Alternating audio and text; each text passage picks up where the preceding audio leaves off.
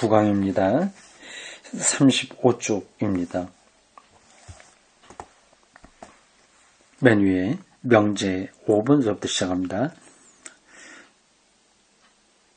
외적 팽창과 내적인 세력 발달에 상응해서 유럽의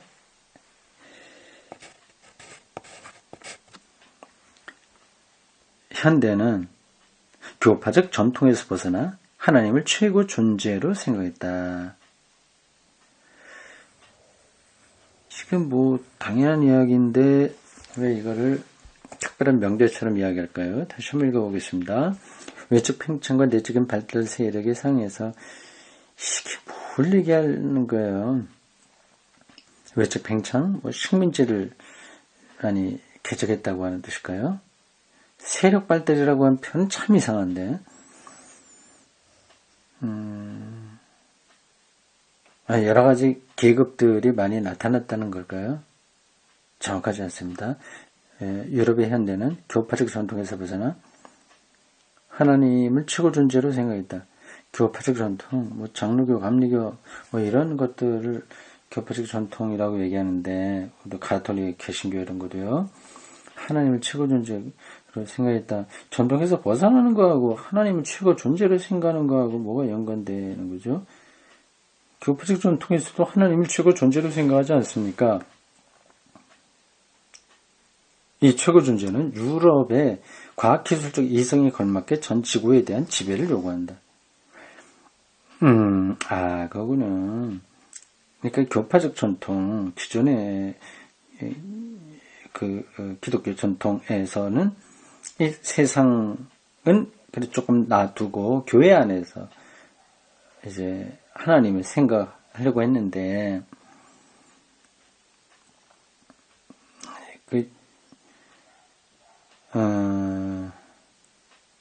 이제는 유럽 사회에서 격동기를 거치면서 하나님은 교회만이 아니라 과학, 기술, 모든 문명 이런데 명실상부하게 최고 존재로 이해하려고 했다고 하는 거죠. 그래서 역사의 그는 지금 동기를 유발하는 힘, 도덕적인 당위를 가능하게 하는 힘, 이런 등등으로 생각했다는 거죠. 명제 6. 그리고 앞에 나와 있는 것들을 요약하는 거네요. 이 명제는 앞에서 이야기한 거를 이렇게 간략하게 정리하는 겁니다. 명제 6. 19세기의 무신론적 종교 비판은 유럽 계몽주의의 하나님 사상이 자신을 소외시키는 환상이고 자기를 소외시킨다. 자기를 타자화하니까 소외된다는 거죠. 자기를 죄인으로 생각하니까 타자화하는 거죠. 지배 상황이다. 이데올로기죠. 찬양임을 폭로했다. 기존의 질서를 종교적으로 합리화했다는 거죠. 그런 부분이 있죠. 근데 꼭 그런 것만 아닌데.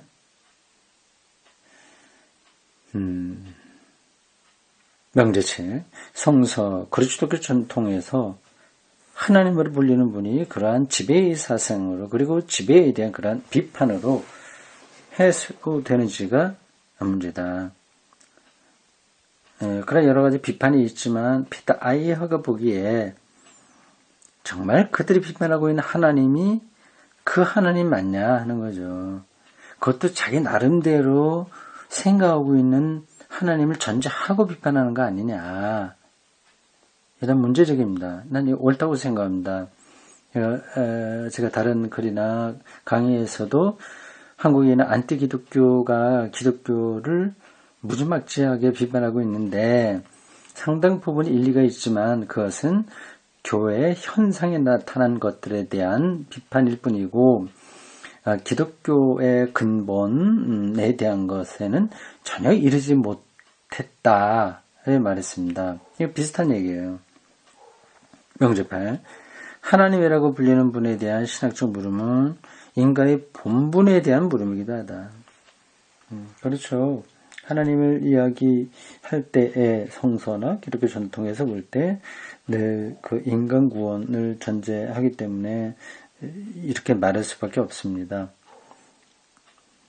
비록 칼바르트처럼 인간학적인 게 아니라 거의 그리스도 일원론적으로 본다고 하더라도 그것 역시 인간에 대한 이해를 전제하고 하는 말입니다. 그래서 그가 루터가 미안합니다. 루터가 아니라 칼바르트요. 조금 아까 제가 루터라고 했나요? 칼바르트예요. 칼바르트가 그 히틀러에게 저항하지 않았습니까? 보네포어보다는 조금 소극적이라고 할 수 있을까요? 아니면 뭐 국적이 다르니까 어쩔 수 없었던 건데, 바르트는 스위스 사람이라서 저항하다가 결국 자기 나라로 이제 쫓겨간 거죠. 근데 보네포는 이제 독일 사람이니까 끝까지 남아서 투쟁하다가 죽었습니다. 이렇게 바르트의 어떤 변혁법적이고 그리스도 일원론적인 신학에 근거하면 히틀러에 대한 저항은 좀 상상하기는 어려워요. 그냥 일반적으로 볼 때 그렇습니다. 그러나 실질적으로 그의 신학이 그렇게 관념적인 게 아니다. 이거를 우리가 알아야 됩니다. 자, 거기까지 했습니다. 이게 현대 소제목으로 현대는 현대의 능력에는 하나님에 대해서 논제를 말한다는 단락에 대한 이야기였습니다. 그래서 3번 성서의 하나님은 그의 힘없는 백성을 찾는다. 이제 그가 성서가 말한 하나님을 정말 말하고 싶은 거죠. 많이 비판을 받은 기독교의 하나님 이해가 양쪽 다 그 교회 안에 있는 사람들에게서도 그렇고 교회 밖에서 비판하는 사람들에게서도 그렇고 더 충분하지 않다. 오해되었다.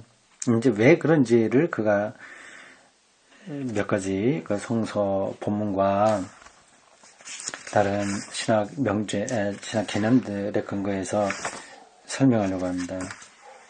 그래서 그 제목을 성서의 하나님은 그의 힘없는 백성을 찾는다라고 했습니다. 성서에서 하나님이라고 불리는 분은 하나의 개념이나 하나의 문장으로 말할 수 없다. 개념이나 하나의 문장으로 말할 수 없다. 개념이라고 하는 말은 제가 종종 썼어요. 하나님을 개념적으로 이해했다고 했는데 그게 뭐 하나님의 개념이다 이제 그런 뜻은 아닌 거예요. 그러나 이제 개념적으로 이해할 수밖에 없습니다.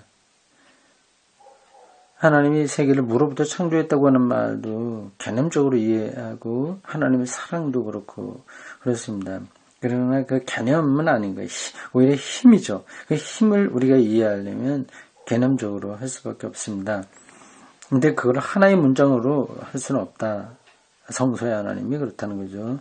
훨씬 더 포괄적이고 심층적이고 다층적이라고 할 수 있습니다. 그분은 상징적인 서술뿐만 아니라 소유된 언어나 확정된 정의를 벗어난다. 인간의 어떤 생각들을 벗어난다는 거예요. 성서가 그렇게 하나님을 얘기하고 있습니다. 하나님을 아버지, 어머니, 질투하는 연인, 의사와 심판관, 왕과 주님으로 말하는 다양한 은유들. 하나님을 사랑과 빛으로 말하고 그 각주 6번이 나옵니다. 하나님은 빛이다. 그리고 하나님은 사랑이다 하는 요한 1서 5장의 규정적 진술들은 진리에 대한 이러한 권고에 따르면 사랑과 깨달음의 실전 속에서만 밝혀진다. 그렇습니다. 하나님의 희망의 하나님과 불행한 자들의 하나님에 대해서 증거하는 상징들, 이 모든 것들의 내용은 그렇게 자신을 드러내는 하나님과 그 백성과의 관계의 역사에서만 밝혀진다. 그러니까 하나님을 몇 가지 개념으로 규정할 수 없다는 뜻입니다.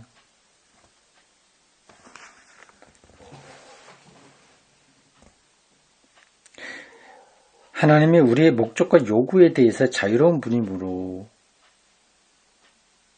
하나님에 대한 성서의 말은 하나님에 대한 우리의 논의를 뒤집는다.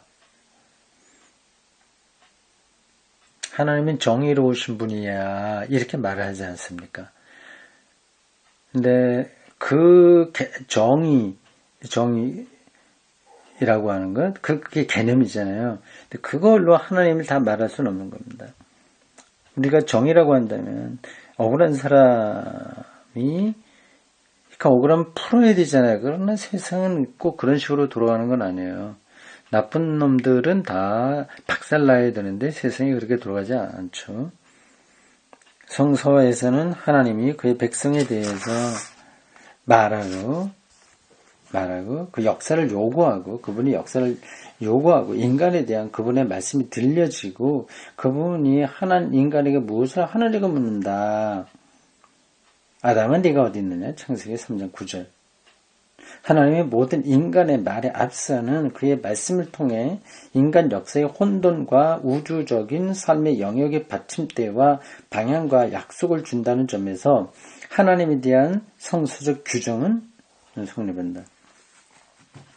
어떤 방향을 준다고 하는 점에서 성서에 대한 하나님에 대한 성서의 규정이 가능하지 그런 것과 뚝 떨어져서 그냥 공중에 떠 있는 것으로 개념은 아니라고 하는 거죠. 구체적인 역사적 컨텍스트 속에서 관계 맺는 분이라는 겁니다. 하나님이라고 불리는 분은 그의 역사적인 강력한 말씀 안에서만 밝혀진다. 그래서 역사란 말이 반복될 겁니다. 앞에서도 많이 됐고요. 역사입니다. 지난주에 됐습니다. 지난주 그 설교에서 언약, 하나님과 언약에 대한 이야기를 했습니다. 여호수아가 세겜에서 전체 지파 동맹 총회를 열고서 하나님 앞에서 백성들을 위해서 언약을 맺었다 하는 거였습니다. 아브라함의 언약, 모세의 언약, 여호수아의 언약, 그리고 그 뒤로 크고 작은 많은 언약들이 있습니다. 그 언약으로서 하나님과 관계를 찾는다고 하는 것은 역사의 하나님을 이해한다는 겁니다. 이 언약은 구체적인 역사 안에서 벌어진 거니까요. 이 말씀은 우리의 말들로 대체될 수 없으며 이스라엘과 새 이스라엘 공동체는 언제나 맨 먼저 그리고 맨 마지막에 하나님의 말씀에 영광을 돌렸다. 우리가 아무리 말로 가진 말로 묘사하더라도 하나님 말씀에 딱 들어맞을 수는 없습니다. 이 말씀에 대한 모든 인간적 이해는 하나님 말씀의 창조적 능력을 포괄하지 못한다. 아무리 해도 안 된다고 하는 거죠. 한계가 있는 거죠. 그러므로 하나님이라는 말의 올바른 사용을 위한 성서의 표준들에 따르면 그분만이 인간의 현실적 역사를 주장하는 그의 말씀 안에서 누가 참으로 하나님으로 불리는지를 말할 수 있다. 참 이게 중요하면서도 이해하기 까다로운 대목입니다. 다시 읽겠습니다. 하나님이라는 말의 올바른 사용을 위한 성서적 표준들에 따르면 그분만이 하나님만이 인간의 현실적 역사를 주장하는 그의 말씀 안에서 누가 참으로 하나님으로 불릴 수 있는지를 말할 수 있다. 굉장히 신학적인 표현이에요. 성서가 이런 식으로 말을 한다는 거죠. 하나님만이 하나님을 증명하고 해명할 수 있다고 하는 겁니다. 그럼 도대체 우리가 뭘 어떻게 해야 되냐? 그런 질문이 나와요. 하나님만이 할 수 있고 우리의 말은 거기에 전혀 도움이 되지 않는다고 한다면 그냥 우리 가만히 있고 하나님이 그 하기를 기다리기만 하면 되냐 하는 질문입니다. 물론 그건 아니죠. 근데 이 인간이 너무 이제 자기 중심적으로 하나님을 규정하려고 하는 그 태도를 지금 짚고 있습니다. 교회 안에서 나오는 거나 교회 밖에서 오는 비판이나 할 것 없이 그들은 하나님을 일방적으로 전능한 자 뭐 이렇게 하는 걸 놓고 말을 하니까 성서가 말하려고 하는 것가 아니다 그 얘기죠. 하나님에 대한 성서의 말을 알기 위해서 세계 중심적인 성서 본문들에 대한 연구가 필요하다. 이스라엘의 가장 오래된 신앙 고백. 하나님이라고 불리운 것에 대한 예언자의 비판. 전능한 하나님에 대한 모든 말들을 혼란에 빠뜨릴 수 있는 신약성서의 본문, 신약성서의 한 본문. 기존에 가지고 있었던 그런 하나님에 대한 생각들이 그렇게 절대적인 게 아니다. 그냥 허물어질 수 있다. 그러는 거죠. 그걸 이제 세 가지 예로 설명하려고 합니다. 주의. 친절하게 뭘 주의할 것인가 또 말하네요. 신학생은 기본적으로 성서 읽기를 배워야 한다. 주의 이렇게 했는데 사족이네요. 우리말로 표현하자면 사족 이렇게 하면 됩니다. 신학생은 기본적으로 성서 읽기를 배워야 하므로 성서 본문들을 여기 수록하지는 않았다.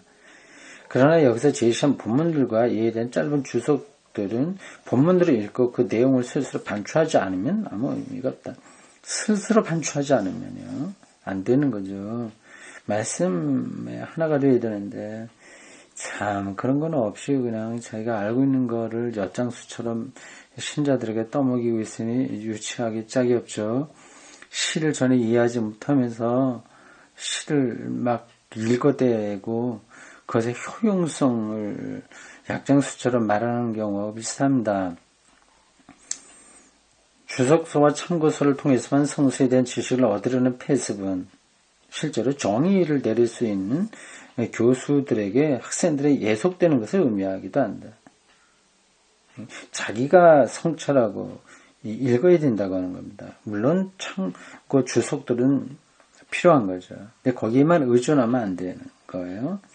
여기서도 집어서 읽어라는 말이 타당하다. 이건 어거스틴이 잠을 자다가 깨어나서 문득 집어서 읽어라라고 하는 소리를 듣고 읽어서 크게 깨우침을 받았다고 하는 이야기 구절입니다. 그게 어디죠? 로마서? 기억이 안 나네요. 넘어가겠습니다. 그리고 세 가지를 지금 설명합니다. 가예요. 이스라엘의 가장 오래된 신앙 고백. 본문 3. 여호수아 24장 1절에서 28절, 신명기 26장 1절에서 11절. 공교롭게도 여호수아 24장 1절에 28절은 지난주에 제가 설교한 본문의 한 단락에 거기에 속해 있네요. 저는 19절부터 25절까지만 봤죠. 여호수아 24장 19절에서 25절까지인데 그게 포함된 전체 24장이 이스라엘의 가장 오래된 신앙 고백이라고 합니다. 그리스도교의 신앙 고백에서 나는 단지 믿는 내용을 말하기 위해서 나오는데 나는 무엇을 믿는다고 할 때 나가 중요한 게 아니라 그 내용이 중요하죠. 이스라엘의 하나님 야훼는 이스라엘 백성의 억압과 해방을 먼저 이야기함으로써 신앙 고백을 그의 백성들에게 말한다. 갈대 우르에서 한번 해방되고 또 이집트에서 해방되고요. 그게 이제 여호수아 24장에 나오는 겁니다. 여호수아 24장 2절에서 13절 여기 이제 신명기에도 비슷한 얘기를 하는 거예요. 자신이 누구인지를 스스로 말하는 분이 하나님이라고 불립니다. 자신의 존재 자체를 서술함으로써가 아니라 그 백성에게 행했고 지금 행하고 앞으로 행하게 될 일을 말함으로써 그런 자신이 누군지를 알리신다. 그러므로 이 하나님은 마치 계시의 역사를 통해서 자라나는 것 같다. 계시의 역사, 계시는 자기를 알리는 거예요. 그는 처음에는 아브라함의 하나님이고 다음에는 아브라함과 이삭의 하나님이고, 다음에는 아브라함과 이삭과 야곱의 하나님이고, 다음에는 선조들의 하나님, 이스라엘의 하나님이고, 그 후에는 인간 역사 전체 하나님, 예수 그리스도의 아버지로서 이스라엘의 하나님이다. 이렇게 자기를 알리는 이 하나님은 역사의 전능한 소유자로서가 아니라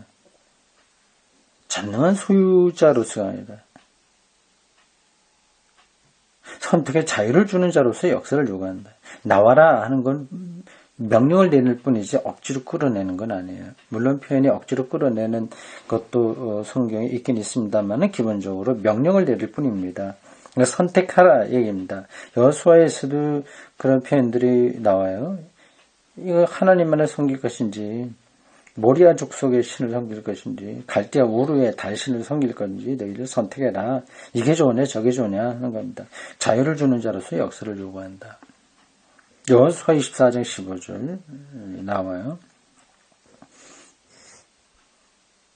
이 자유의 역사에 들어오려는 백성에게 계획된 행복이 백성에게는 계획된 행복이 약속되는 게 아니라, 이게 행복이 약속되는 게 아니라, 행복, 이건 어떤 조건이에요.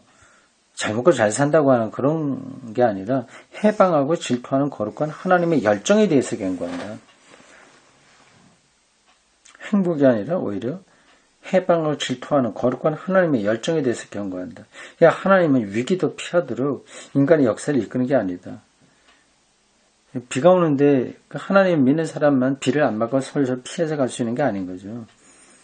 그렇게 끄는 게 아니라 하나님에 대한 모든 인간의 표상들을 파괴하는 그런 정열적 관계의 위기 속으로 그 선택한 백성을 그 배타적 요구를 통해서 밀어넣는다. 하나님에 대한 모든 인간적 표상들은 기독교에서 잘못된 그런 것만이 아니라 교회를 비판하는 사람들의 생각까지 다 포함되는 겁니다. 프롤레타리아 혁명, 자본주의, 풍요라든지 마인드 컨트롤을 통해서 평화로워진다거나 이런 것들 다요. 절대 생명을 줄 것처럼 얘기하는 그 모든 것들이 바로 그 하나님에 대한 모든 인간의 표상들입니다. 성서는 그걸 깬다는 거죠. 하나님이 거룩하고 질투하는 존재로서 그걸 깬다. 그 위기이다. 지난주에 설교도 이런 것들이 어느 정도 좀 다뤄졌습니다. 그러니까 선택한 백성을 그 배타적 요구 속에 밀어넣는다. 멋진 표현이에요. 이것은 여러분들 밑줄 넣어놓고 읽어보시길 바랍니다.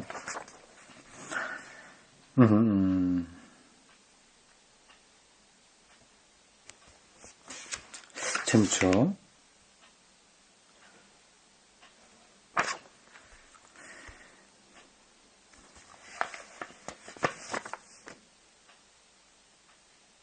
어떻습니까? 여러분들이 이 책에 어떤 기대를 했는지 다 잘 모르겠습니다만 일반적으로 알고 있는 기독교 교리에 대한 교과서적인 설명이 전혀 아니라고 하는 것을 알 수 있죠. 우리로 하여금 어떤 사유 속으로 들어가도록 끌어가요. 근데 그게 단순히 철학적인 방식으로만 하는 게 아니라 신학, 성서, 본문, 전체 기독교 역사에 근거해서 하고 있습니다. 그러니까 근거가 있는 것들이죠. 이러한 책들을 잘 소화해서 자기 것으로 만든다면 아주 뭔가 복잡한 이런 세상 속에서 그리고 기독교가 좀 이상한 사람들의 집단처럼 평가되고 있는 이 세계 속에서 기독교 신앙을 올곧게 지켜낼 수 있습니다. 일반 신자들도 그렇고요. 당연히 그럴 겁니다. 따라가기 좀 힘들지만 조금씩 들리는 것만큼 가다 보면 그런 힘이 주어질 겁니다. 더구나 이제 신학생들, 그런 목회자들, 하나님의 말씀을 설교하는 이런 사람들에게서는 기독교의 근본이 뭐냐를 정확하게 알 수 있는 어떤 계기가 되지 않을까 생각합니다. 이러한, 그러니까 제가 마지막 문장이에요. 중요하다고 몇 번 얘기하지 않았습니까?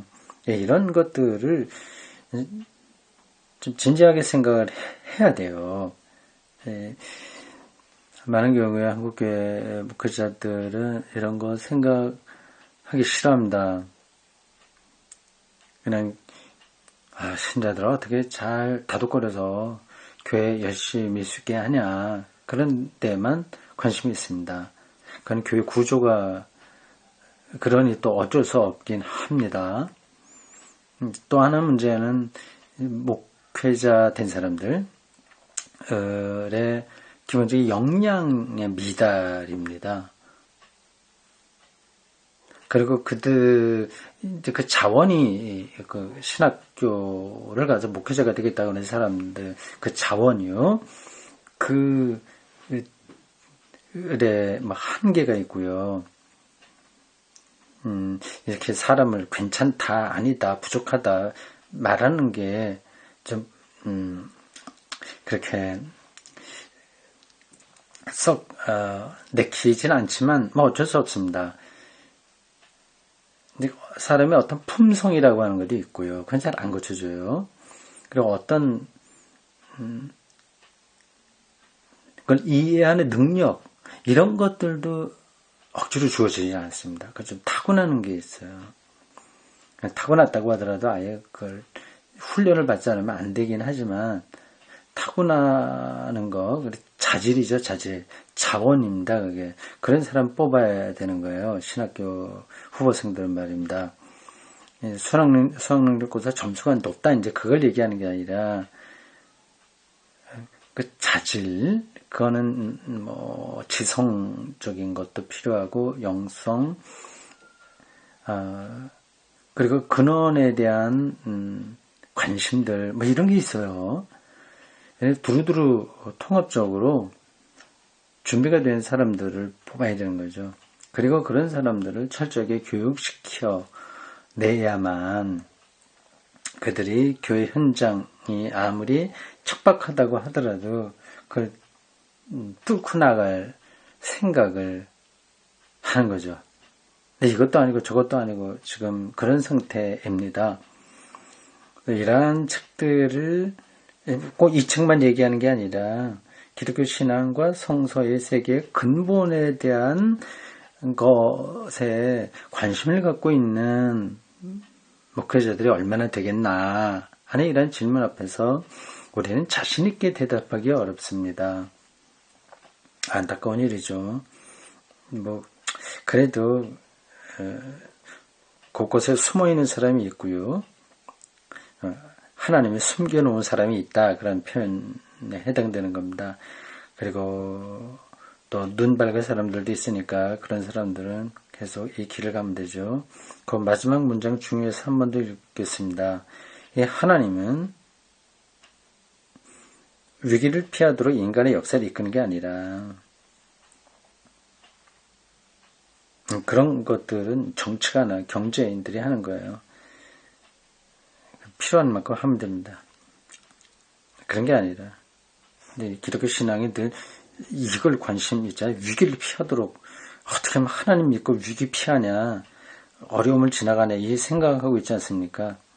그게 아니라 하나님에 대한 모든 인간의 표상들을 파괴하는 이런 정열적 관계의 위기, 하나님이 질투하는 하나님이라고 하는 그 정열적 관계 위기 속으로 그 선택한 백성을 배타적 요구를 통해서 밀어넣는다. 하나님 바로 그런 분이다. 멋진 표현이에요. 네, 고맙습니다.